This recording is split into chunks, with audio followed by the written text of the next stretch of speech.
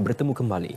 Penduduk Pangsapuri Cemerlang di Taman Cemerlang Gombak menerima peruntukan 1.4 juta ringgit daripada Menteri Besar Selangor Datuk Seri Amiruddin Syari bagi usaha pemulihan cerun akibat tanah runtuh di kawasan tersebut. Pengumuman peruntukan itu dibuat ketika lawatan beliau ke lokasi runtuhan hari ini. Wartawan Azri Ahmad Mustafa Hadi melaporkan.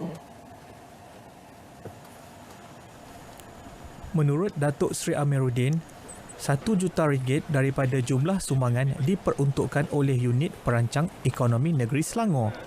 Manakala baki RM400,000 merupakan peruntukan Majlis Perbandaran Selayang MPS. Pada penduduk-penduduk, elakkan daripada ke kawasan terbabit sebab kita bimbang berlaku pergerakan runtuhan-runtuhan kecil. Namun dalam masa yang sama, kita juga harap mereka bersabar. Kerajaan negeri memang meneliti dan bersedia membantu. Buktinya kita dah luluskan 1.4 juta. Secara keseluruhannya, 60 rumah membabitkan lebih 300 penduduk terjejas susulan kejadian runtuh pada April tahun lalu. Kejadian berpunca daripada aliran air bawah tanah yang kemudiannya mengakibatkan tanah runtuh di bahagian tepi kawasan Pangsapuri berkenaan. MPS telah menjalankan kerja-kerja kawalan hakisan tanah runtuh dengan menutup kawasan mendapan. Bagaimanapun, menerusi lawatan tapak susulan pada 8 November 2019, pihak MPS mendapati mendapan tanah telah pun merebak hampir 40 meter panjang dan tiada pembaikan kekal dijalankan di tapak.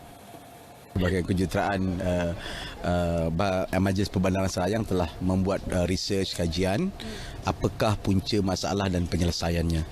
Dan sampai ke hari ini kita dah jelas bahawa puncanya ialah pergerakan tanah namun mempunyai cerucuk yang masih lagi intact. Sebab itu kita membenarkan penduduk-penduduk ni untuk tinggal di sini. Namun begitu kita akan membantu apartmen ini dengan segera. Kejadian tanah runtuh yang sering kali berlaku ketika musim hujan ini amat menggusarkan penduduk.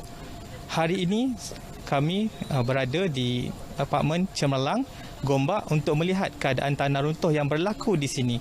Perkara ini amat menggusarkan penduduk di mana kejadian tanah runtuh ini telah setahun berlaku di sini. Kita pada hujung April tu, 30 April ada buat laporan kepada MPS. Dan pada sekitar Jun, MPS, pegawai-pegawai MPS apa semua ada datanglah untuk melihat kawasan, meninjau kerosakan apa mendapan yang setakat mendapan yang berlaku tu.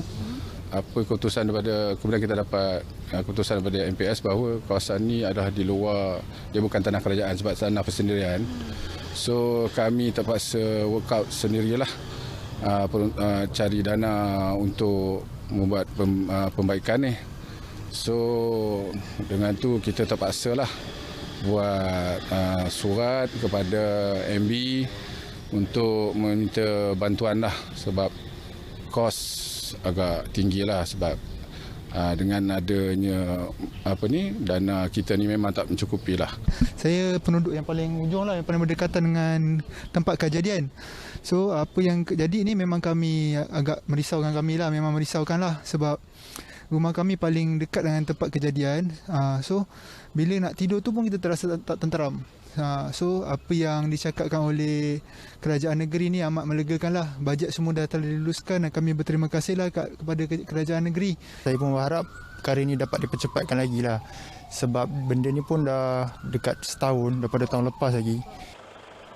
Selain Taman Cemerlang Gombak, beberapa kawasan lain di sekitar negeri Selangor sering berdepan masalah tanah runtuh. Terbaharu, kejadian di Taman Kelab UK Bukit Antarabangsa. Ekoran insiden tersebut, kerajaan negeri meluluskan peruntukan 2 juta ringgit bagi membina tembok penahan di kawasan tanah runtuh yang menjejaskan 7 kediaman. Azri Ahmad Mustafa Hadi, RTM.